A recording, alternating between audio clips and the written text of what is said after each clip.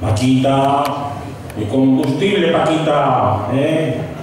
siempre energía a la hora de cantar la jota, esa bravura y ese carácter que siempre ha imprimido en su cantar. Bueno, nuestra siguiente cantadora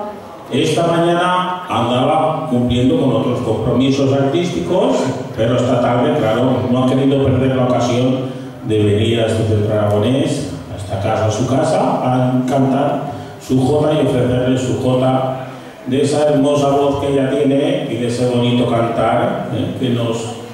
mete por las orejas y como con una suerte de magia nos llega al corazón. Ella es Marta Ramos y le pido un fuerte aplauso para ella.